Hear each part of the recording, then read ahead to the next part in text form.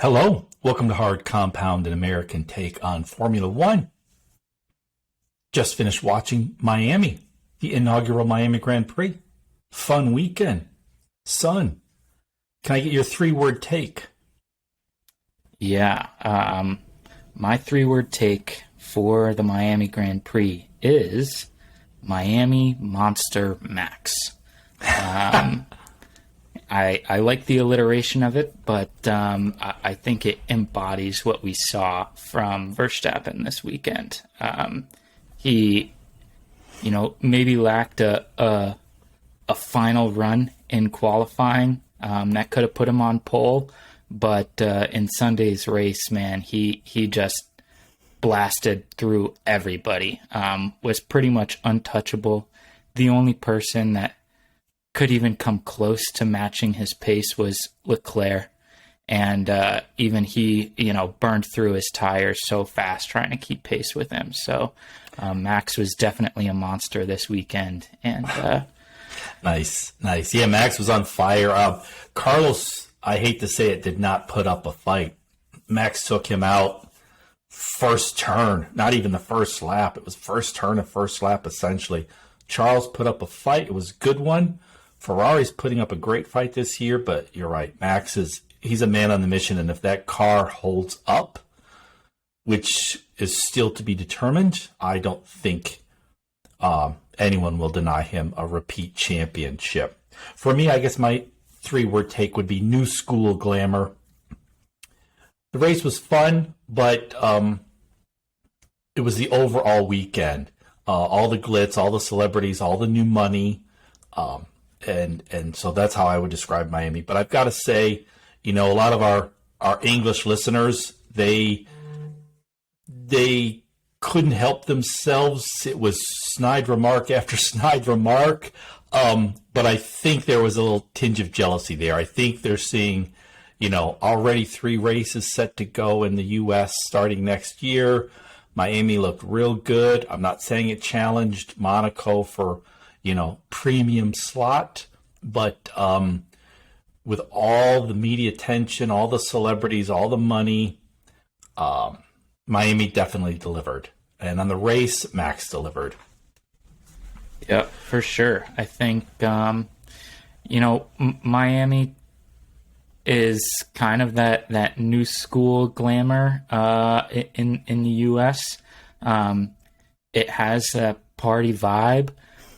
If they wanted to be more like Monaco, they could have put the track closer down by the beaches and the yachts, and actually get all that action. But I think they built a very cool track, and I think overall the race and the weekend as a whole totally delivered. People seemed to love it. It was a party the whole time. Say what you want about kind of the, sort of the sort of cheap party trick kind of stuff, like the little beach yacht area that they made. But I don't know. I think people seem to really enjoy it. There was lots of attention paid to this race weekend. And I think it bodes well for, promoting American interest in the sport. And I think overall for F1 that they made a lot of money and progress this weekend. Yeah, I think Miami really boosted certainly the visibility of F1 in the U.S., but I think globally.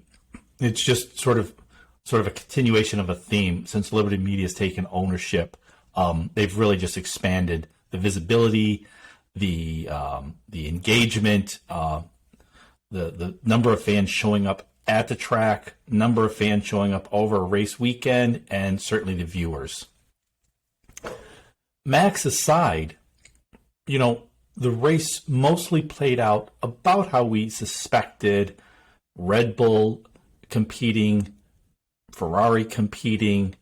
Mercedes still, though, is third. And that's not terrible. There's still 18 races planned and sprints.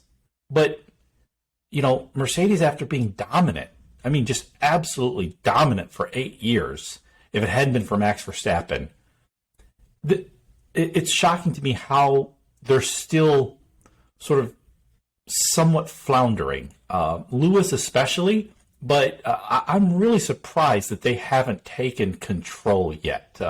You have any thoughts on that? Yeah, I mean, it's not looking great for Mercedes. They don't seem to have the pace that the top two teams, Red Bull and Ferrari, do. We see that pretty much consistently every weekend in qualifying. They're pretty well off of those two teams. And then in race pace, still pretty far back from those two teams. And I think for the most part, they are doing much better than any of those mid-pack teams, the McLarens and Alfa Romeos and what have you. But I think for Lewis especially, in that whole garage, they're maybe a little bit shell-shocked at the lack of pace. And how difficult that car seems to be to control. It has taken Lewis, a 7-time world champion, 5 races so far to really get any kind of traction in that car, and which seems sort of crazy to me. And that whole garage seems totally at a loss as well. I mean, his race engineer, during that last safety car out there, was completely indecisive, didn't take any initiative, didn't give Hamilton any kind of actual usable information. He just asked Hamilton if he wanted to come in to pit for new tires, which he absolutely should have. But the indecision absolutely killed them. And I think Hamilton has a right to be furious with him. That is not something that Hamilton should necessarily make the decision on. He doesn't have all the information that the pit wall does, and not all of that information is relayed to him. That's the engineer's job. He needs to make that decision and call him into the pits if it's the correct decision. Yeah. He was indecisive and totally screwed Hamilton's last, 8 or 9 laps, based on complete indecision, lack of initiative.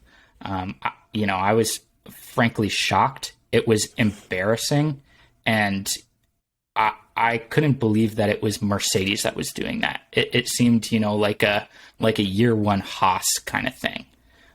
But 6 world championships together, and they have no idea what the hell's going on. It was shocking to me. Yeah.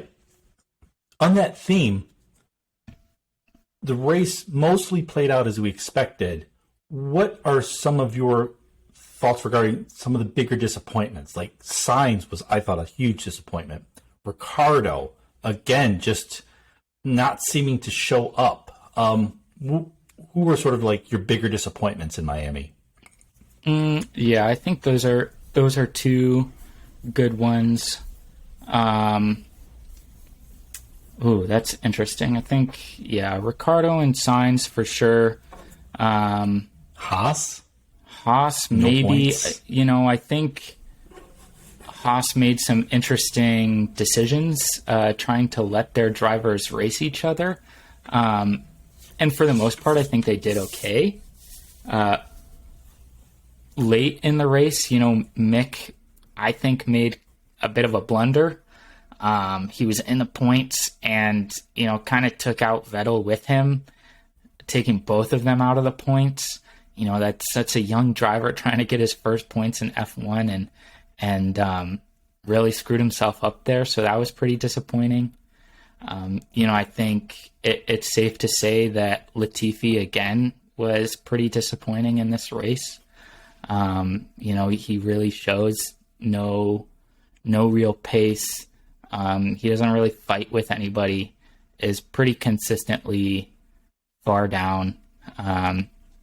So I think there are a number of guys this weekend. What about Alonso? Because he had such a great start, great early race, but then just seemed to get increasingly frustrated and in sort of a very non-Alonso type race after the first few laps. Great start. I thought he looked real good early on, and then just seemed to get increasingly frustrated and making silly mistakes, not putting up much of a fight. Maybe it's the car. I'm not sure.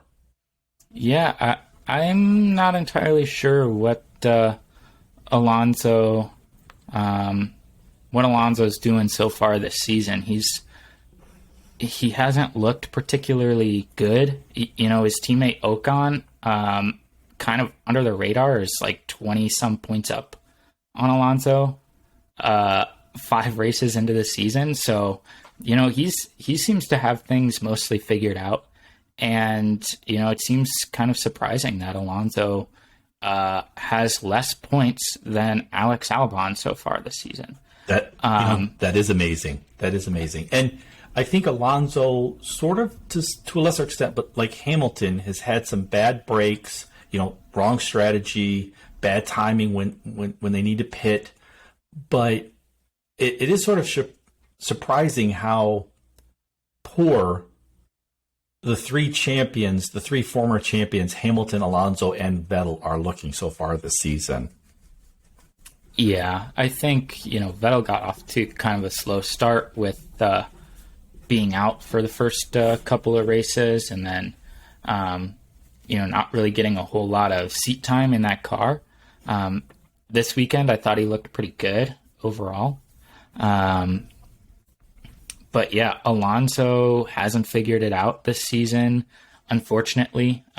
Like you said, he had an awesome start to this race, making up, I think, like 4 or 5 positions on that first lap, which is always fun to watch. Yep. But yeah, he seemed sort of emotional throughout the race and looked, kind of like how we keep saying Leclerc sometimes looks, and is sort of over aggressive or trying a little bit too hard, and just ends up costing him places rather than actually getting him anywhere. So that's kind of a weird thing to see a veteran of the sport driving like that. But yeah, it's been disappointing. Some of the veterans of the sport, you can lump Ricardo in there too, have really not started out the season the way we expected or hoped them to. Yeah, I wonder if the cars are just so different than what they're used to. They introduced so many new rules, design rules with the cars. I'm curious if it's that, if it's just bad luck, if they're just showing their age. But it is interesting how poorly some of the older veterans are doing this year. One thing that's doing quite well in F1 is the money.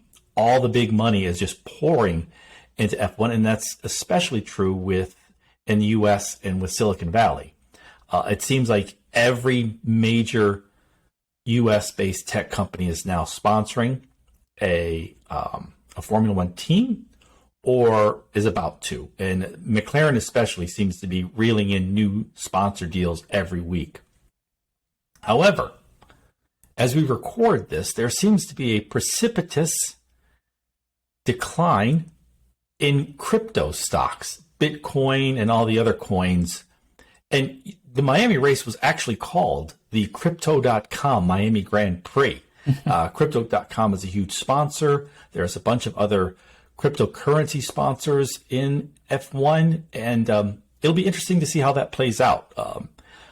So much money is flowing into F1 via these coin platforms like Crypto.com, Coinbase, and others that I'm sort of curious to see how that affects things going forward. My assumption is there's so much money eager to get into Formula One, and with the sport just growing, it shouldn't be too much of a problem. Why don't we start by looking at our top 10 for Miami? For me, and I think we both are going to agree with this, it's got to be Max. Max just dominated Miami. He's had 2 DNFs this year. Neither were his fault.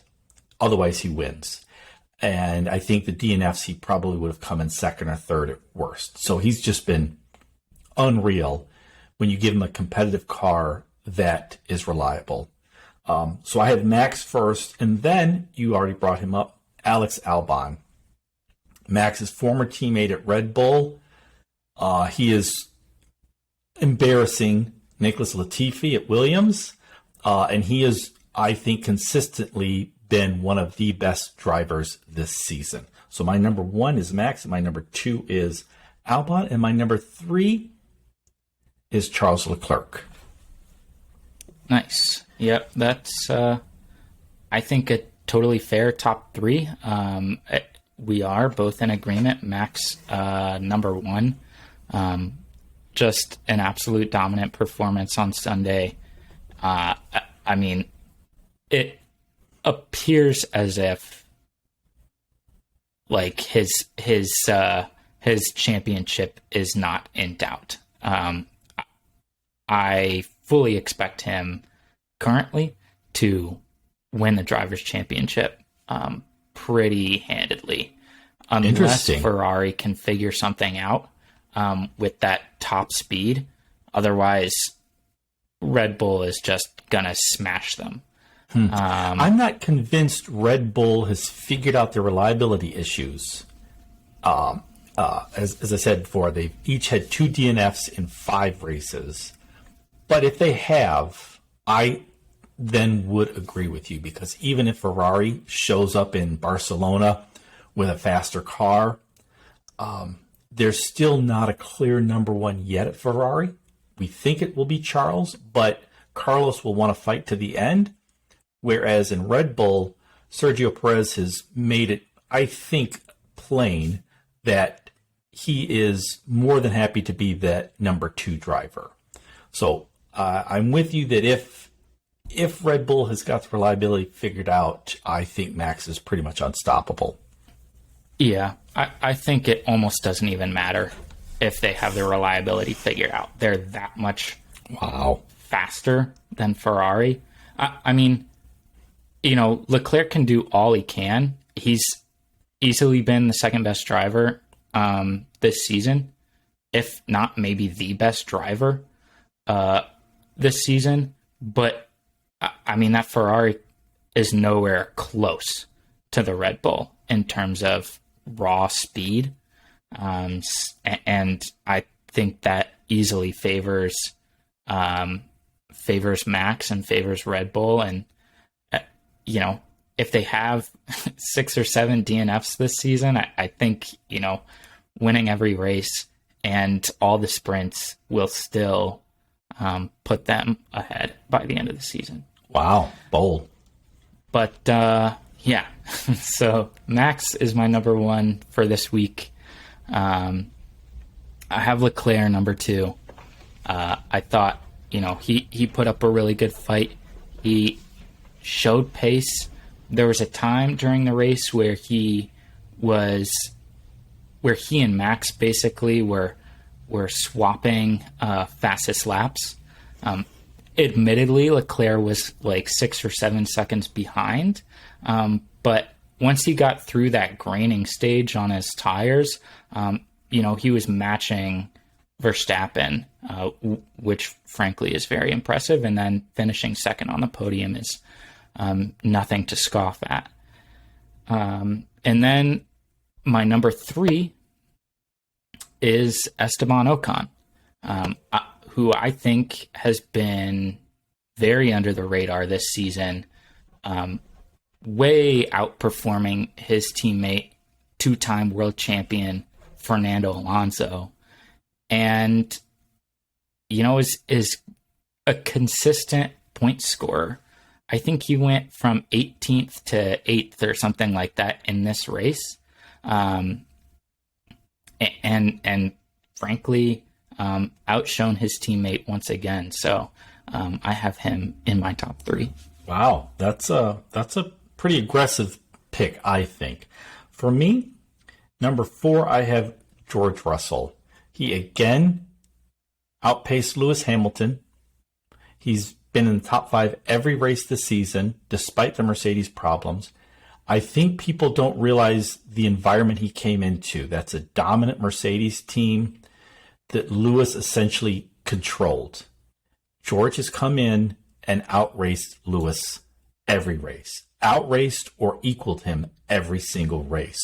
The 7-time world champion. That's pretty impressive. And he did it again in Miami. So I have Russell, my number 4. Everyone's favorite wingman, Sergio Perez, is number 5. He missed out on the podium. He had that power issue that potentially cost him the podium, but otherwise a solid race once again from Perez. Number 6, this might surprise you, and I'm rethinking it, but I put in Carlos Sainz. I think he is sort of desperate to prove himself, desperate to compete for victories. He really wants to show that Ferrari's deal with him is going to pay off. And I think it's causing him to make mistakes, but I think he had a fine race. And so I have him at number 6. Nice. I also have Russell at 4. He has been overall better than Hamilton this season. And it hasn't been the best start for Hamilton, but to come into that team and immediately outperform Lewis Hamilton is very impressive. Russell, that is, I think put in another solid race, was just consistent from start to end, showed good overall pace, and held off his teammate, passed his teammate at the end, kind of a little bit of back and forth, and ended up finishing ahead of Hamilton in this race once again. So I think a really good performance from him. Then number 5, I have Alex Albon. Like you mentioned, he, in not a good Williams car, managed to get points again. And due to Alonso's time penalties, ended up getting bumped up to 9th place. So 2 points for him, which means that now he's actually outscoring Fernando Alonso, which I don't know. That's pretty amazing to me. That is shocking. And, just, I don't know how he does it. He's scrappy, and, throughout the whole race, he's fighting with guys. It's not like he just sort of manages to end up there in the points by sheer coincidence. Like he was fighting with guys the whole race. And I think it's a distinct difference to his teammate, Nicholas Latifi, who kind of just sits down in dead last the entire race. Yeah. It's easy, I think, for Albon to outrace Nicholas Latifi, but he's outracing most of the field, most races. We hear often from Pierre Gasly that he believes he should be in a top team, not with AlphaTauri. But I think, if anyone in one of the mid or lesser teams deserves to get a bump up, it's once again Alex Albon. He's just been lights out. Yeah, I mean, let's see. He has more points than Alonso, Stroll, Zhou, Schumacher, and Latifi this season. So, he's in 15th basically out of 20 drivers. And you just mentioned Gasly. He's only 3 points behind Gasly this season. Right. I think that's extremely impressive for being a Williams driver. That team has, we've seen it struggle for a number of years, and it seems like it's maybe a little bit closer, a little bit more competitive this season, but still I think is the slowest car on the grid. And to be where he is great to start the season. Yep. I guess I'll give my sixth position this weekend. I have Lewis Hamilton. I thought he drove pretty well. He was fighting and making up places most of the race. I think overall was a touch slower than his teammate George Russell. But really what did him in, I think, was that indecisive pit or no pit during the safety car that really cost him. Those tires were pretty much dead, and if not for a Bottas blunder, he would have been in a disappointing 7th or 8th place. So I think he did well, but for Lewis Hamilton in a Mercedes, he should do much better. Yep, agreed. My 7 through 10, I don't think there'll be surprises. Ocon, for all the reasons you suggested. I mean, he crashed out in qualifying. Didn't look great, but he had a great Sunday and a solid race once again. He's performed, I think, above expectations all year long. Next, Lewis Hamilton, as you said, 7-time world champion in a Mercedes. We expect much more from him. I think he's struggling with that car. There are a lot of issues with that car still, apparently, but George Russell has done a better job of mastering them. So I can't have Hamilton any higher than 8th. Then Bottas, he did sort of screw up at the end, but I think, some of that is he can see Hamilton and others sort of in his rear view mirrors and just doesn't quite have the pace. And so I think he just tries to do whatever he can. I don't think it was a Bottas blunder so much as I have to roll the dice here, and it just didn't work for him. Bottas, and then I think the first time this year in my top 10, number 10, Lance Stroll. The Aston Martin has underperformed all year long. When you compare it to what the owner, Lawrence Stroll, says he intends, then it's radically underperformed. But this week in Miami, they had a good race. It was an unfortunate crash for Vettel, but Stroll, I thought, did really well. So he rounds out my top 10. Nice. I think that's a solid overall top 10. We mostly are on the same page, I think, in terms of who gets into the top 10. But for me, 7 through 10, and in 7th, I have Sainz. I think, in terms of comparing him to his teammate, he was well off the pace. He seems like he's probably the number 2 driver at Ferrari, even though maybe he doesn't necessarily see himself as such. But, he drove overall a pretty solid race, held off a pacey Red Bull in Perez. I think, he needs to start supporting Leclerc a little bit better, though. I still think Max would have won the race, but if he actually held off Max at the start, maybe Leclerc can get a little more space. He doesn't burn through his tires as quickly, right? I mean, you play things out, but I think he drove a solid race. So he's my 7th driver. Then I have Perez. I know he dealt with a bit of a power issue, but still the Red Bull was faster than the Ferrari. And he could not get past Sainz at any point. Even when he changed tires, Sainz was on old, hard tires with low grip, and Perez still couldn't get around him. I think if Red Bull really wants to make a statement, really wants to push past Ferrari, Perez is going to need to start outperforming Sainz, and right now he's not doing it. So I have him just behind Sainz in my rankings.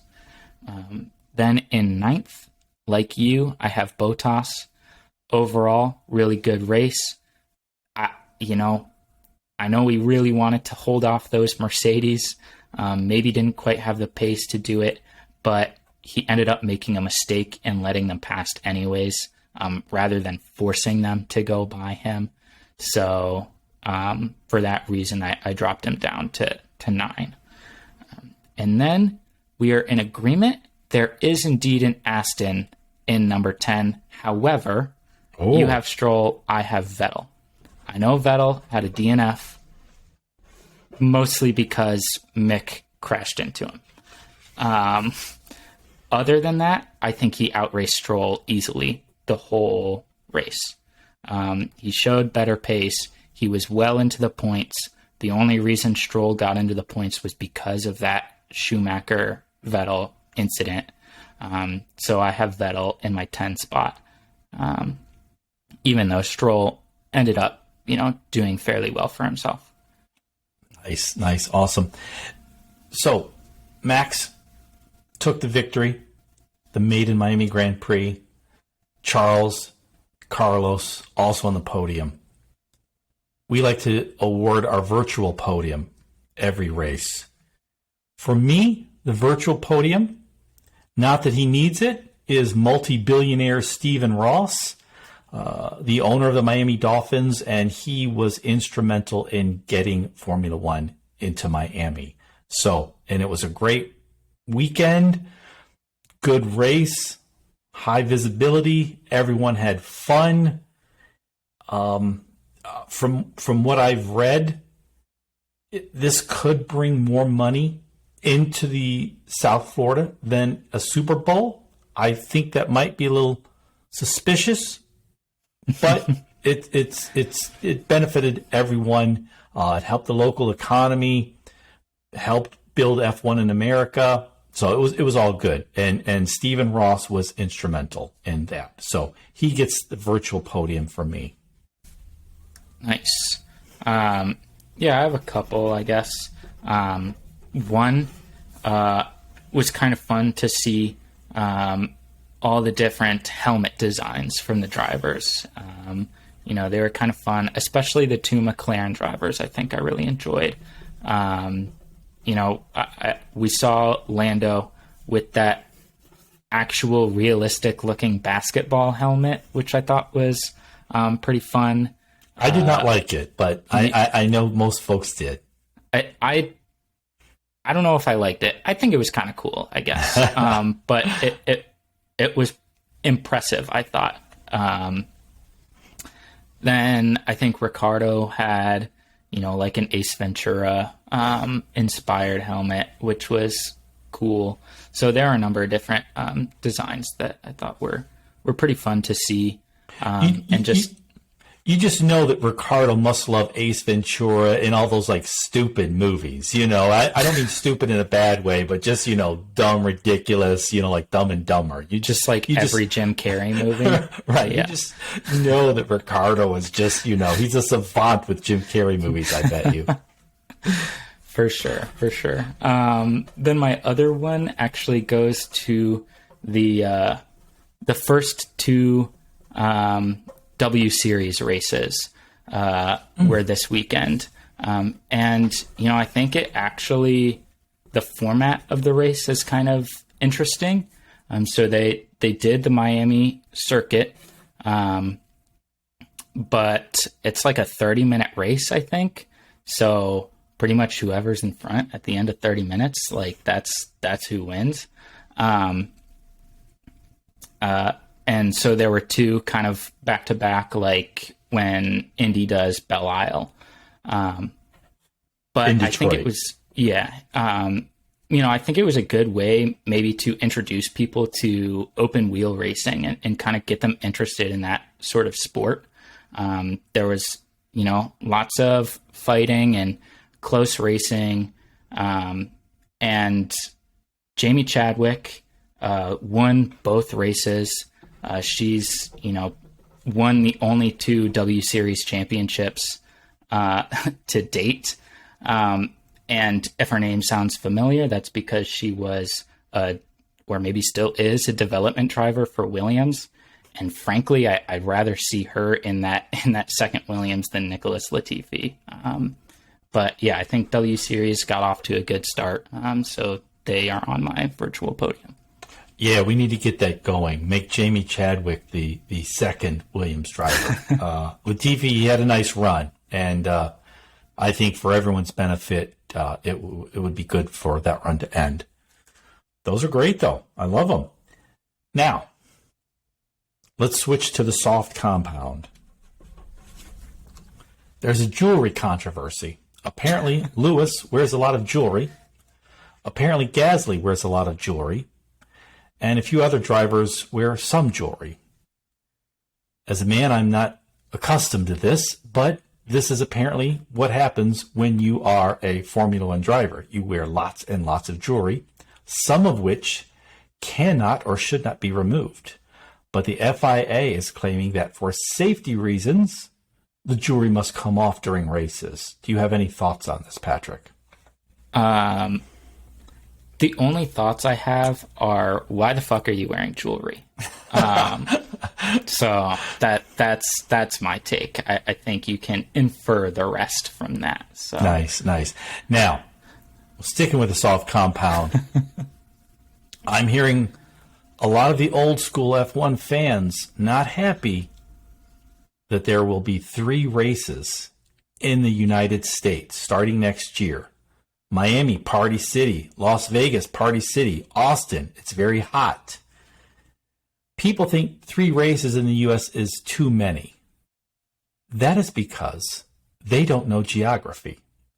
Our European brethren and sisterin do not know geography. I live in the middle of the United States. If I were to drive to the Indy 500, it would take about 5 hours. If I were to drive to Miami, it would take about 15 hours. If I were to drive to Austin, about 20 hours. And if I were to drive to Las Vegas, about 25 hours. The United States is very, very big and very, very wealthy. What do you think? 3 races? Too many? Not enough? I mean, I think, that's a good question. I think we could definitely have more. There's, lots of fun locations you could look at to have more. We could do, a race in Denver, say, or maybe Nashville, another party city. Nice. That are sort of closer to the people that live in the middle of the country. Yeah,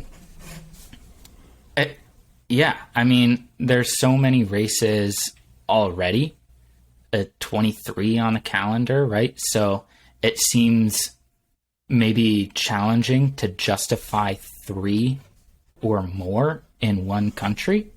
But I think if they were to add more races, that would be okay. I think, they just have to choose locations wisely and make fun tracks.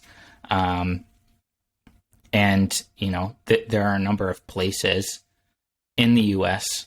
that you can choose from. So I'd be happy to see more races, but already having so many races on the calendar maybe seems hard to justify adding more in the same country. Okay, across the line segment. That's where you and I make our picks for the next race. The next race is in Barcelona, Spain, I believe. Each race, we choose our top 5. I'll choose a driver for first, second, third, fourth, fifth. You will do the same. Once one of us has chosen a driver, that person is off. We add up the points. And after the year, we win. The winner receives the people's fame and ovation forever. So, do you have the current standings for across the line? Yes. So, after Italy, I was winning 19-14. After Miami, I scored 3 points. You scored 4 points. So I'm still ahead 22 points to 18 points. Okay, well, and there's still plenty of races for me to catch up. Who goes first this week? Let me check. I go first this week. Awesome. So who do you think will win in Spain? Oh, man. Let's see. We had plenty of preseason testing there, so lots to look at. But I'm going to go with the hot hand, easy pick, Max Verstappen. Nice, nice. Then I will take Leclerc. He's been driving very well. Ferrari promises us upgrades for Spain, so I'm going to take Leclerc. And to continue that theme, I get to choose second. I'm going to take Carlos Sainz. Dang, Ferrari won too. Nice. All right. I think, second place.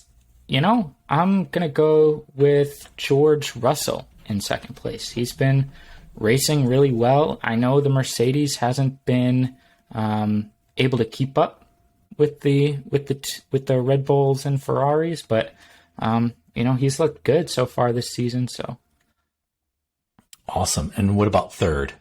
Third, I don't think I can let Perez slide to you, so I'll take Sergio. Well, then I will take in third Lewis. And he's been driving so well. And fourth, Esteban Ocon. Damn it. Aw, man. I wanted Ocon. Let's see. My fourth and fifth place. Ooh, this is tough. I think that I will take maybe Valtteri Bottas in fourth. Not a bad pick. Bottas has been driving great this season. Yeah, and then, I think, Norris has been doing okay so far this season. McLaren's, had a little bit of trouble getting going, but I'll take Norris, P5.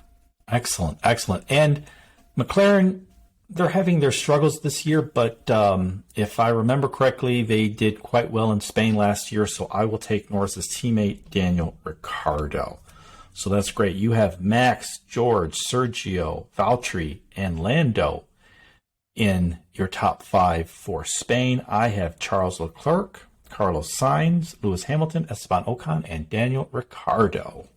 Nice. Let's hear your crazy prediction for the next race, Patrick. All right. My crazy prediction is sort of one or the other.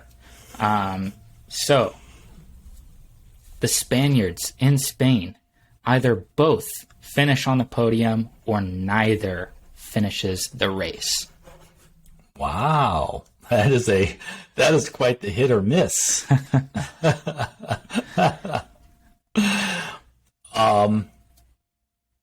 Mercedes was so dominant in Spain last year in the Mercedes engine, and they typically do well there.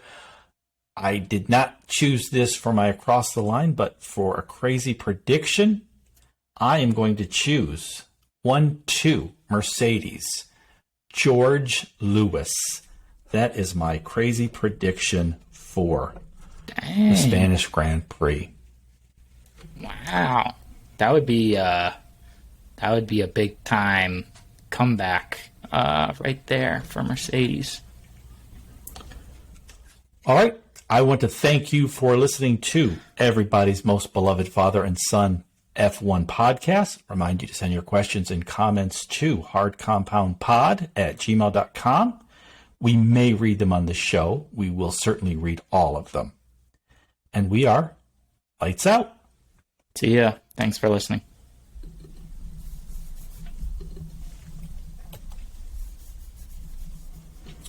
Awesome, son. All I need to do now is find my mouse and I can stop our recording. the hell did you do with your mouse? Who knows?